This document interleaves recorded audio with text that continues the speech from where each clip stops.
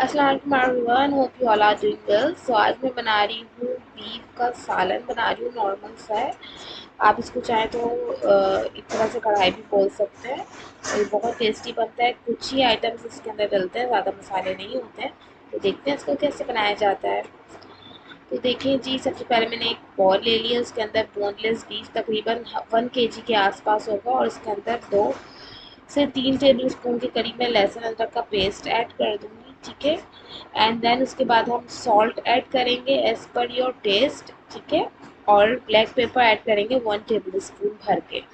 अब मैं इसको अच्छी तरीके से जो है ना मिक्स कर लूँगी, और मिक्स करने के बाद इसको मैरिनेट करने के लिए छोड़ दूँगी। तकरीबन 1 से 2 घंटा मैंने रखा था। अगर आपके पास ज़्यादा टाइम है तो आप ओवरनाइट भी रख सकते हैं। अब जो है हमने ऑमलेट कट जो है वो अनियन काट लेनी है, और टमाटर भी बहुत बारीक बारीक काट लेने हैं। ठीक है, और इसके बाद जो है मैंने ना ऑयल गरम किया। मेरे पास सरसों का ऑयल मैं यूज़ करती हूँ। अगर आप सरसों का ऑयल नहीं यूज़ कर सकते हैं तो आप कोई दूसरा भी ऑयल यूज़ कर सकते हैं। ठीक है, तो अब मैंने इसके अंदर अपनी ऑनियन डाल के इसको मैं ब्राउन कर लूँगी।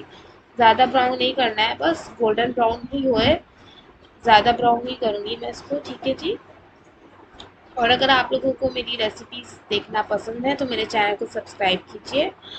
और अब देखिए, अब जो मेरा मैरिनेटेड बीफ था, तो हमारा प्याज जो है वो थोड़ा ब्राउन हो गया था। तो मैंने उसके अंदर अपना मैरिनेटेड बीफ और टमाटर जो है वो ऐड कर लिए। ठीक है, और इसी पॉइंट पे मैं इसको ढक के जो है ना छोड़ दूंगी। तकरीबन 1 से 1.5 घंटा मैं इसको छोड़ दूंगी, बिल्कुल हल्की आंच पे। और इसके अंदर मैंने थोड़ा सा पानी भी डाल दिया, तकरीबन हाफ कप के करीब मैंने इसके अंदर पानी ऐड किया था। अब देखिए, जब मैंने इसको जो है छोड़ दिया था 1 से 1.5 घंटा, तो अब मैं इसके अंदर गरम मसाला पाउडर ऐड करूँगी।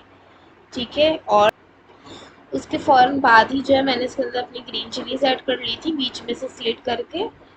और इसको जो है मैं अच्छी तरीके से भून लूँगी। और इसके अंदर मैंने ऑयल डाला है, पहले ऑयल गरम किया, उसके अंदर जब गरम हो गया तो कश्मीरी रेड चिली पाउडर थोड़ा सा डाल के उसको मैंने बघार दे दिया इसमें। और इसके अंदर हाफ कप के करीब जो है मैं मिल्क ऐड करूँगी। अगर आप चाहें तो ऐड करें, ये ऑप्शनल है।